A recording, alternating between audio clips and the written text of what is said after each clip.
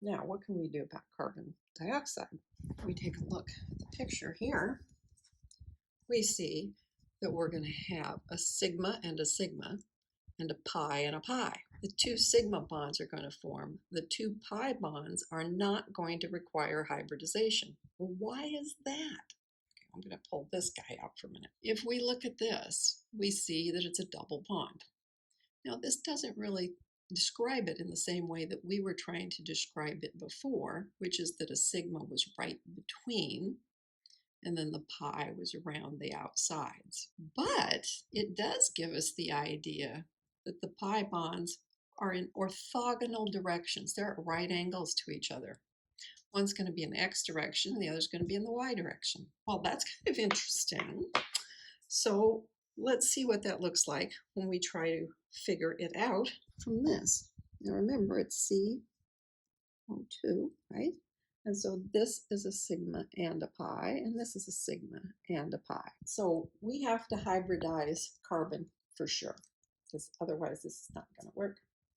Let's talk about the carbon, how it starts out. Started out with the 2s being full and the 2p not being at all full. The 2p is looking just like this. Two of those are half full, and the other one isn't at all. So you do the promotion, right? So one of these gets popped up to here. Now there are 4 of them that all have 1 in them. This time, though, we're going to do something really odd. And we have to because of the fact that this is a linear molecule. It's got 2 areas of electron density. Steric number is 2, 1, 2. Okay. So when we hybridize this time, we're going to do it differently. Instead of making 4 tetrahedral ones, we'll do a combo of just the first 2, and we'll leave the other 2 like this, okay? And every one of them has just 1 electron. These are going to be used in the sigmas, and these are going to be used for the pi bonds. So anytime you see something that's linear, you should be thinking sp hybridization. In this case, it's a 2 because we're in the second period of the table. But whenever you see linear, your steric number 2, linear, you're going to think sp hybridization. Now, what's it attaching itself to? Oxygen. So let's look at the oxygen, because it turns out we're going to have to deal with it too.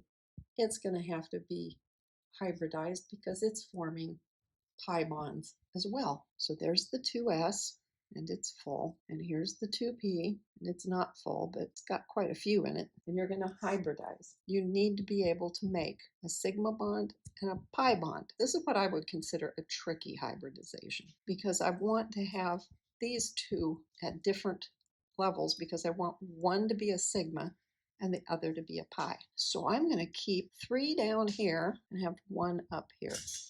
This is the 2p that did not end up getting hybridized, and it's going to be used for the pi bond again. Down here, these were both full already. This one's not full, and this is going to be used for the sigma bond. And what is it? Well, it's a 2, and it's made out of an S and 2 of the P's. That means we can now describe the bonds in carbon dioxide. The sigma bonds are between carbon and oxygen, and we said for the carbon we were going to use the 2sp for the sigma,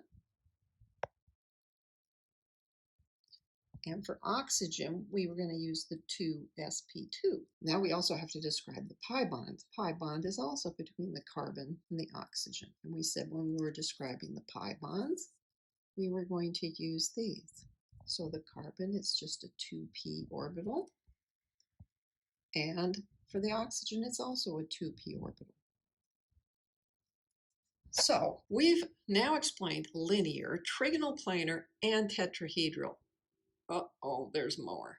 So let's think about the trigonal bipyramidal. It's going to have 5 electron pairs that you have to account for in your orbitals. So what do we do about that? Because there's S and then there's 3 P's. That only adds up to 4. We need 5. Okay, you know what we're going to do? We're going to haul in the fact that the 3d orbitals exist. So in order to make 5 hybrid orbitals, we're going to use the s, all 3 of the p's, and 1 of the d's. So when we have a trigonal bipyramidal situation, we're going to be working with sp3d hybrid orbitals. Octahedral structures, well, look, has got 6 bonds to make. So we're going to have 6 electron pairs. Well, we're going to do the same thing. We're going to haul in some d orbitals because we have to, right? 1, 2, 3, 4, 5, 6. We're going to have to use 2 of those d orbitals this time. Then we will end up with 6 that are all the same, but they will be sp3 because we used 3 p's, and d2 because we used 2 of the d's. So these are the hybrid orbitals we would be working with. So here's a possible question you might have. Someone asks you to assign a hybridization scheme for bromine in bromine tetrafluoride ion. Are there any choices that are obviously wrong? Well, yeah, A is obviously wrong. Why? Because we know there are 4 fluorines attached to it, and this is only using sp2 hybridization. Okay, so why is that a bad idea? We can do a little table. We can make a little table. We know that when the steric number is 2, we're going to work with sp hybridization. That will have your 180 degrees between bonds, and you'll have 2 p orbitals left over to create pi bonds. If we're talking about a steric number of 3, we'll use sp2 hybridization. That'll give us 120 degree angles, and you'll have 1 p orbital left over for the pi bonds. Well, a pi bond. Steric number 4, we would have sp3 hybrids. We would have an angle of 109.5 degrees because we'd be talking about tetrahedrals, and there would be no pi bonds. Everything would be a sigma bond. If the steric number is 5, we're going to have to pull in 1 of the d orbitals, and you'll have a combination of 90 degree angles and 120 degree angles. And if the steric number is 6, we'll have to pull in 2 of the d orbitals to explain that we have all 90 degree angles. And we certainly aren't going to have the situation of pi bonds in these cases. For all of these, then it's all sigmas. So what are we going to do with this thing? Well, we already ruled out A, but the other choices would correspond to AX4, AX4E1, or AX4E2. So in order for us to explain this, we're going to have to start from the beginning like we normally do and say, all right, I've got bromine tetrafluoride, and it is an ion. It has 1 bromine that is bringing in 7 electrons. It has 4 fluorines that are each bringing in 7 electrons, and it has a negative charge. So that's 1 more electron. If I add those up, I get 36. The 4 fluorines come to the buffet table first and get everything that they want. And that leaves us with 4 electrons, which is the same as 2 lone pairs. Okay, that's great. That means I now know what the formalization is. A for the central atom of bromine. I have that the surrounding atoms, there are 4 fluorines, and I know there are 2 lone pairs. So I know what this is. I know that's your steric number of 6, and I know that I need to use sp3d2 hybridization. We could draw it if we want to, right? Because we can do the drawing and say, here's the bromine, and I'm going to have attachments to all the fluorines like this, and I'm going to have 2 lone pairs, so I could do that with it. Here's my mark that it's a negative ion. I can do the business of figuring out the formal charges. If I look at the fluorines, they all look the same, right? So I only have to look at 1. The fluorine came with 7, and now it has 1, 2, 3, 4, 5, 6, 7 around it. So none of these fluorines have a formal charge. The bromine came in with 7 also, and now it has 1, 2, 3, 4, 5, 6, 7, 8. Oh, that's a very unusual thing to have the formal charge on the central atom, but that's what we've got. Very interesting. But I have this drawing. I have this designation. I know that it's going to need sp3d2 hybridization.